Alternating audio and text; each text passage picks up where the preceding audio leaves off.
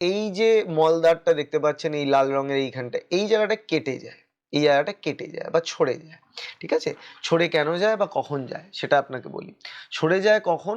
যখন ধরুন আপনার প্রচণ্ড যে স্টুলটা সেটা প্রচণ্ড শক্ত হচ্ছে। ঠিক আছে?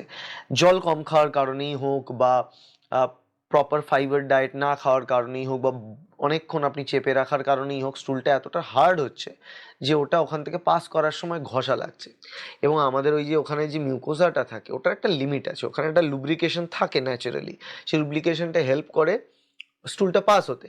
কিন্তু লুব্রিকেশনটাকে ভেদ করে যখন লুব্রিকেশনটাও চলে যায়, মিউকাসের লেয়ারটাও কমে যায় এবং বারবার ওই জায়গাটায় শক্ত একটা জিনিসের ঘষা লাগে। এটা খুব স্বাভাবিক ব্যাপার। শক্ত জিনিস দিয়ে যদি এরকম ঘষেন, আপনার হাতে এরকম পেন হবে, সেরকম যেকোনো জায়গাতেই পেন হবে। তো ওই জায়গাটা তো ঘষা লেগে কিন্তু চিড়ে যেতে পারে, কেটে যেতে পারে। যদি ওই জায়গাটা চিড়ে যায় বা কেটে যায়, তাহলে কিন্তু সেখান থেকে যখনই চিড়ে যাবে তখন একটু ব্লিডিং হবে। ঠিক আছে? তো যখনই আপনার ১ম বার ফিশার হবে তখন একটু আধটু ব্লিডিং হবে। কিরকম ব্লিডিং হবে? ১, ২, ৩ ফোঁটা ব্লিডিং হবে।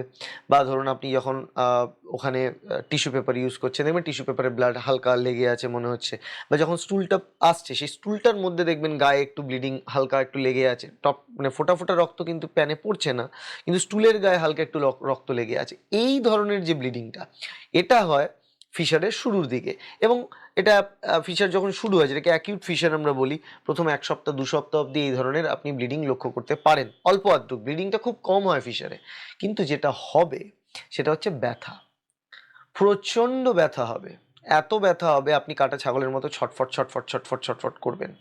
এতটাই ব্যথা আপনি বসতে পারবেন না, দাঁড়াতে পারবেন না, চলতে পারবেন না। যাই করতে যাবেন ব্যথা হবে। প্রচণ্ড ব্যথা হয় ফিশারে।